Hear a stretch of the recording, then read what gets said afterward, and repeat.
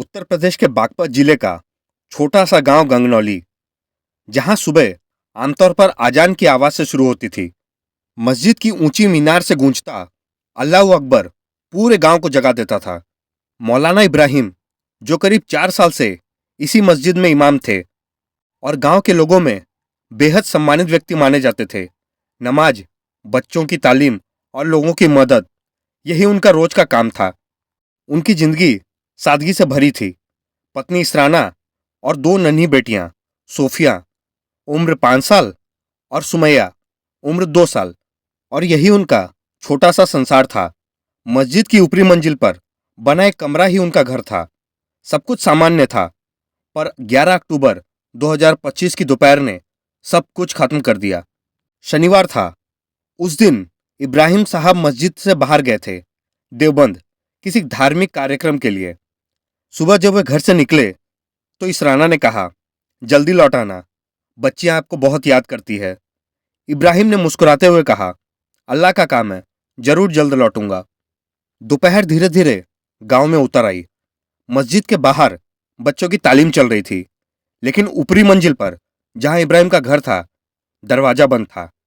करीब 3 बजे कुछ बच्चों ने देखा कि ऊपर से कोई आवाज नहीं आ रही है। आमतौर पर इस राना खिड़की से झांकती थी, बच्चों की खिलखिलाहट सुनाई देती थी, पर उस दिन सब कुछ खामोश था। जब बच्चों ने दरवाजा खटखटाया तो कोई जवाब नहीं मिला। कुछ देर बाद गांव के लोग इकट्ठा हो गए। दरवाजा तोड़ा गया और जो दृश्य सामने आया उसने पूरे गांव का दिल सन्न कर दिया। अंदर 3 लाशें पड़ी थी। फर्श पर इसराना खून से लथपथ पड़ी थी। पास ही दो बच्चियां, सोफिया और सुमैया, पलंग पर, मासूम चेहरों पर खामोशी। ऐसा लग रहा था जैसे सोई हो, लेकिन उनका शरीर ठंड पड़ चुका था। घर बिखरा हुआ था, दीवारों पर खून के छींटे, एक टूटी चप्पल और जमीन पर पड़ा हथौड़ा। पुलिस बाद में जब पहुंची तो यह साफ था कि हमलावरों ने न सिर्फ हत्या की, बल्कि पूरी ताकत से वार किए थे। पोस्टमार्टम में पाया गया कि सिर और चेहरे पर भारी वस्तु से चोटें आई है। शायद यही हथौड़ा उनकी मौत का कारण बना। गांव में चीख पुकार मच गई। कोई विश्वास नहीं कर पा रहा था कि एक इमाम की पत्नी और दो बच्चियां मस्जिद परिसर में मारी जा सकती है। यह ना सिर्फ एक अपराध था, बल्कि एक धार्मिक स्थल की पवित्रता पर भी वार था। शाम ढलने लगी थी जब मौलाना इब्राहिम देवबंद से लौटे। जैसे ही उन्होंने मस्जिद के बाहर भीड़ देखी, उनका दिल बैठ गया। पुलिस, पत्रकार और गांव वाले, सबके सब मौन थे। किसी ने उनकी तरफ देखा तक नहीं। उन्होंने भागते हुए पूछा, क्या हुआ, क्या हुआ? और किसी ने कहा, मौलाना साहब, ऊपर मत जाइए। लेकिन वे ऊपर की ओर दौड़े, ऊपर पहुंचे, और जो दृश्य उन्होंने देखा वो देखकर वहीं गिर पड़े। उनकी चीखें पूरे गांव में गूंज उठी, या अल्लाह, मेरी बेटियां, मेरी बीवी। पुलिस ने उन्हें संभाला, लेकिन उनकी हालत ऐसी थी कि खुद डॉक्टर बुलाना पड़ा। उस रात पूरे गंगनौली गांव में कोई नहीं सो पाया। अगले दिन बागपत पुलिस की कई टीमें मौके पर पहुंची। एसपी सूरज कुमार रॉय ने खुद जांच की कमान संभाली। Forensic team, dog squad, DNA team, सभी को बुलाया गया। पहली नजर में यह लूट या चोरी नहीं लग रहा था। घर से कोई कीमती सामान गायब भी नहीं था। फिर सवाल उठता है, कौन कर सकता है ऐसा? इब्राहिम गांव के सभी लोगों में प्रिय थे। किसी से उनकी कोई भी दुश्मनी नहीं थी। पुलिस ने सीसीटीवी फुटेज खंगाला। मस्जिद परिसर में लगे कैमरों में कुछ घंटे पहले दो किशोर लड़के घूमते दिखे थे। थोड़ी देर में उनकी पहचान हो गई। ये वही लड़के थे जो उसी मदरसे में पढ़ते थे जहां इब्राहिम तालीम देते थे। दोनों लड़के 15-16 साल के थे, और नाम पुलिस ने नाबालिग होने के कारण सार्वजनिक नहीं किए। शुरू में दोनों ने कुछ नहीं बताया, लेकिन जब सबूत सामने रखे गए, हथौड़े पर उनके फिंगरप्रिंट्स, कपड़ों पर खून के निशान, तो वो टूट गए। पुलिस के मुताबिक दोनों ने अपना जुर्म कबूल किया।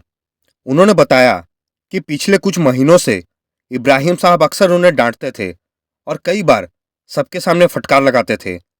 कभी नमाज में देर होने पर, तो कभी होमवर्क न करने पर। एक दिन पहले मौलाना ने उनमें से एक को सरेआम थप्पड़ मारा था, और तभी उनके मन में बदला लेने की आग उठ चली। अगले दिन जब इब्राहिम देवबंद गए तो उन्होंने सोचा कि आज मौका अच्छा है। वे मस्जिद पहुंचे, ऊपर के कमरे में गए। इसराना को लगा कि ये तालीम के बच्चे हैं। उसने दरवाजा खोल दिया, लेकिन कुछ ही मिनटों में उन्होंने हथौड़ा उठाया और वार कर दिया। दोनों बच्चियां चीखने लगी, लेकिन उन्होंने उन्हें भी नहीं छोड़ा ताकि कोई गवाह न रहे। फिर दरवाजा बाहर से बंद करके चले गए। इसी बयान के आधार पर पुलिस ने दोनों को हिरासत में लिया। हथौड़ा और खून से सना चाकू बरामद किया गया। दोनों के कपड़े भी जब्त किए गए। एसपी रॉय ने प्रेस को बताया, दोनों आरोपी नाबालिग है। उन्होंने माना कि मौलाना के डर और अपमान से तंग आकर उन्होंने यह जघन्य अपराध किया। दोनों को बाल अपराध अधिनियम के तहत हिरासत में लिया गया है। और इस बयान के बाद गांव में दो तरह की प्रक्रियाएं हुई। कुछ लोग बोलने लगे, अगर बच्चों ने किया है तो उन्हें सजा मिलनी चाहिए।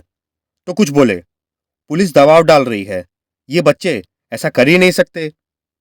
कई रिश्तेदारों ने मीडिया से कहा कि पुलिस ने छात्र को मजबूर किया है ऐसा बयान देने के लिए। लेकिन पुलिस के पास सबूत थे। डीएनए, फिंगरप्रिंट और घटना स्थल पर मिले निशान, सब कुछ उन्हीं की तरफ इशारा कर रहे थे। गांव में उस रात फिर अजान नहीं हुई। मस्जिद बंद रही। लोग घरों में सिमटे रहे। मातम का माहौल था। इब्राहिम अपने परिवार के जनाजे के पास बैठे रहे, ना कुछ बोले, ना किसी से मिले। उन्होंने मीडिया से बस इतना कहा, मेरी जिंदगी खत्म हो गई। मैंने किसी का बुरा नहीं चाहा, फिर भी अल्लाह ने यह दिन दिखाया। तीनों का अंतिम संस्कार गांव में किया गया। हजारों लोग जनाजे में शामिल हुए। हर कोई यही कह रहा था, ऐसा जुर्म इस गांव में कभी नहीं हुआ। दोनों किशोरों को जुवेनाइल होम मतलब बाल सुधार गृह भेजा गया। कानूनी रूप से नाबालिग होने के कारण उन्हें जेल नहीं भेजा गया। यह मामला अब जुवेनाइल जस्टिस बोर्ड में चल रहा है। पुलिस ने केस की चार्जशीट दाखिल कर दी है, जिसमें हत्या, साजिश और सबूत मिटाने के अपराध दर्ज है। अब न्यायालय यह तय करेगा कि क्या इन किशोरों को बाल अपराधी माना जाए या हिनस क्राइम के तहत वयस्क की तरह इन पर मुकदमा चले, क्योंकि यह हत्या सिर्फ एक नहीं बल्कि 3 लोगों की थी और जिसमें 2 निर्दोष बच्ची भी शामिल थी। यह मामला सिर्फ हत्या नहीं बल्कि समाज के अंदर पनपते गुस्से और मानसिक असंतुलन का भी आईना है। किशोर जिन्हें शिक्षा और अनुशासन सिखाया जाना चाहिए था, वे गुस्से में इतने अंधे हो गए कि एक मासूम परिवार की जान ले ली। उनकी उम्र इतनी कम थी कि उन्हें सही गलत का बोध भी नहीं था। लेकिन क्या यही कारण अपराध को माफ कर सकता है? पुलिस रिपोर्ट के अनुसार उनमें से एक छात्र मानसिक रूप से तनाव में था। घर से दूर, कठोर माहौल में पढ़ाई और अक्सर डांट का मिलना। ऐसे में उनके मन में डर, नफरत और बदले की भावना पनपती रही। अगर उस वक्त किसी ने उनके मन की बात सुनी होती या किसी काउंसलर से मदद ली जाती तो शायद 3 जिंदगियां आज भी होती। घटना के बाद से गंगनौली गांव की हवा ही बदल गई। लोग रात में मस्जिद के पास से गुजरने से डरते। कई परिवारों ने अपने बच्चों को बाहर के मदरसों में भेजना बंद कर दिया। इब्राहिम अब वहीं नहीं रहते। वे गांव छोड़कर जा चुके हैं, पर उनके घर की खिड़की अभी भी टूटी हुई है, जैसे उस दिन की गवाही दे रही हो। मस्जिद में आज भी अजान होती है, लेकिन उस आवाज में पहले वाली शांति नहीं रही। हर कोई जानता है कि उस दीवार के पीछे कभी मासूम बच्चियों की हंसी गूंजा करती थी। बागपत ट्रिपल हत्या केस सिर्फ एक क्राइम नहीं बल्कि इंसानियत के लिए एक सवाल है। जब एक शिक्षक और विद्यार्थी के बीच रिश्ता विश्वास से टूटता है तो उसका अंजाम इतना भयानक भी हो सकता है। क्या अनुशासन के नाम पर बच्चों को तोड़ देना सही है? क्या गुस्सा इतना बढ़ सकता है कि इंसानियत ही मिट जाए? और क्या समाज ऐसे अपराधियों से कुछ सीखेगा? इसराना और उसकी 2 बेटियां अब नहीं हैं, लेकिन उनकी मौत ने पूरे प्रदेश को झकझोर दिया। आज भी जब कोई माँ अपनी बच्ची को स्कूल भेजती है तो उसे गंगनौली की वह दोपहर याद आती है, जहां एक घर, एक परिवार और 3 जिंदगियां एक ही दिन में मिट गई। दोस्तों, अगर आप लोगों को यह रियल स्टोरी पसंद आई तो चैनल को लाइक, शेयर, सब्सक्राइब जरूर करें। साथ ही साथ बेल आइकन को भी दबा लें।